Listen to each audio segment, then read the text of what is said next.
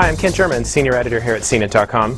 Today we'll take a first look at the iPhone 3G. This is the new version of the iPhone, and of course it's for AT&T. I want to first talk about the design. From the front you'll see the two phones are actually just about the same. This is the iPhone 3G right here. This is the old version. You can see they have the same display, you have the same icons, same sort of menu structure, so really not much change from the front. But if you turn the phone on its side, you'll see it does look a lot different. It does come in white and black. The white version is only available in the 16 gig model. One thing that I wasn't crazy about is that you did replace this aluminum silver back with a plastic back. The black isn't bad, it is, it shows up well, but the phone just feels a tiny bit less sturdy in the hand. Also, you'll find that the edges are a little more tapered, kind of come to a rounder point at the front here. Oddly enough, that does mean the phone is just a little bit thicker here in the middle. You'll never notice it though. Otherwise, the dimensions are about the same. The tapered edges have another effect actually. When you have the phone on a table and you're punching at it, so let's say you're typing an email, the phone does wobble around just a little bit. It didn't happen on the previous model. You can see the buttons are pretty much the same. They are coated in silver instead of black. You have the volume rocker here on the side. You have the handset locking switch here on the top. That's the power control, so that's all the same. And the SIM card slot. The thing that's great about the new iPhone is it doesn't have that recessed headset jack. You can plug any headset here. Great improvement. Apple must have really listened to all the complaints that people had about that, so really glad to see that. On the bottom, you'll also find two tiny screws that weren't there before. A lot of people have speculated that means the iPhone 3G's battery is user replaceable. Really not the case. You're still going to need to send it in Apple to get it replaced. We have seen online in some blogs that the battery isn't actually soldered in, but still, it's really not designed to be user replaceable. Otherwise, you have the same speaker and the microphone here at the bottom. Also on the bottom, you can see there is the charger jack. That is the same as well.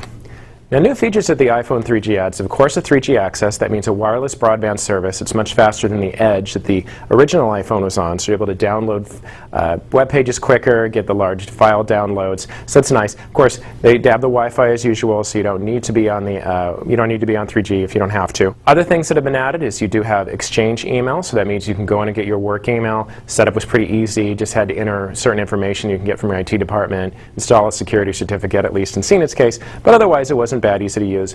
The new iPhone also has assisted GPS, which means it uses satellites as well as cell phone towers and Wi-Fi hotspots. The original iPhone only used the towers and the Wi-Fi hotspots to find where you are.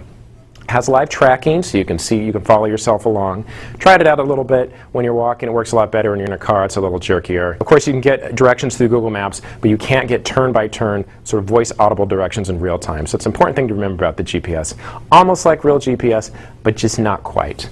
Other things that the new phone will add that you can also get on the current iPhone through the iPhone 2.0 software update is a scientific calculator. You can get contact search, you can get parental controls, and of course, you get the iPhone App Store. This is really one of the most exciting things about the new iPhone. It really goes a long way in making the internet in your pocket, as Apple has always promised for the iPhone. You can download apps to the phone pretty quick and easy. You can do it over Wi-Fi or you can do it over 3G. You still cannot buy iTunes songs without using Wi-Fi, but you can get the apps. Of course, you can also connect the iPhone 3G with your computer and then download iTunes apps or any songs that way as well. Besides the 3G, besides the enhanced GPS, the new iPhone doesn't offer a whole lot more features that you can't get on the current iPhone with the iPhone 2.0 software update. But really, the addition of 3G is a great thing, really good for in those moments you're not on Wi-Fi. We've noticed already that it is quicker. Call quality seems a bit improved in the initial calls I've made on the current iPhone. Was a little quiet at times, the volume was low. A lot of people complained about that. You also had a lot of GSM buzz that they call it, so a little background noise.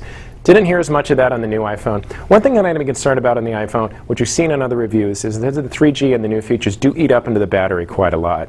Haven't seen that yet. I've only had the phone about an hour, so we will go and do a lot more battery testing soon. If you're interested in the iPhone 3G and you haven't bought an iPhone yet and you've been waiting, this is probably the best one for you. The addition of the 3G and the enhanced features really make it a good model to get if you haven't bought one already. If you have the current iPhone and you don't think you need 3G, remember, you can get a lot of the features, including the Microsoft Exchange email. You can't get that assisted GPS, but you can get most of the other features I talked about using the software update. Of course, the new iPhone is a little cheaper, $199 or $299 or $399, $499, depending on your upgrade eligibility. That does mean it's cheaper than what the original iPhone cost when it first came out. Of course, you will make that up in terms of the more higher price plans.